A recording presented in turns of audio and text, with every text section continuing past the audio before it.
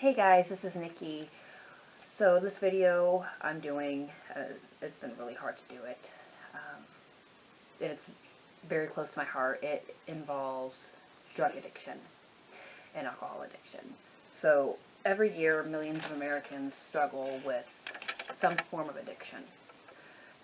Most common addictions are alcohol, narcotics, marijuana, and hard drugs such as cocaine and heroin. There are a lot more. I just don't have the time or space to be able to mention them all, but they're there. A small percentage of people will actually admit that they have a problem, and an even smaller percentage will seek help and actually receive it. And it's really sad. For many who struggle with addiction, there's usually an underlying cause. Usually it's like depression, anxiety, peer pressure, trauma, even curiosity, which is kind of scary if you think about it. But regardless of the cause, the effect of addiction can be detrimental. And not just for the person who's addicted. It's for the families too.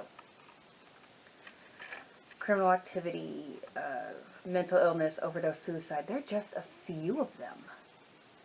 And that doesn't include any of the family. Most people on the outside don't see what happens on the inside, the family and friends. Addiction has torn families apart, destroyed marriages. It's scary, you know, it's ruined relationships. People don't see the pain that the family and friends feel as they watch those they love suffer from this horrible, what some people call a disease. And I don't know what your stand is on that. It all depends on you. I just see it as an epidemic. And the worst part is what happens to the children. So many kids are taken from their families because of addiction, whether it be their parents, siblings, anyone in the household. And kids who are around the addiction, they're at higher risk, of developing an addiction themselves. They're at a much higher risk of abuse, neglect, homelessness. So many children being taken, and even some kids have lost their lives because the addiction in their family is that bad. Sorry, I keep looking at different parts of my camera. And this may sound harsh, but in my opinion, parents who choose their addiction over their children, they're selfish. They disgust me. The only reason I say this is because I was one.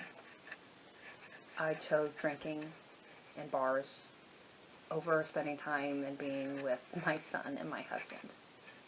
The money I wasted on drinks and all this other stuff, I could have used it for toys, clothes, diapers, anything my family needed. But I decided to be selfish and focus more on myself and my need to hide my pain. And what I had was a mild, maybe moderate case of alcohol dependency. So times that by 100 with a full-blown addiction. Imagine how terrifying it is for these families to see this. But honestly, there's hope. There really is hope.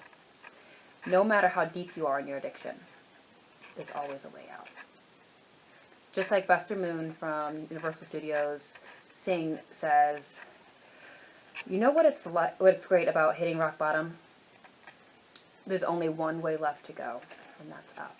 And he may be a fictional character, but I believe what he says is true. You can always come up from any dark place. It's not an easy road, and it's one of the hardest roads you will ever take, coming away from addiction. But it is possible.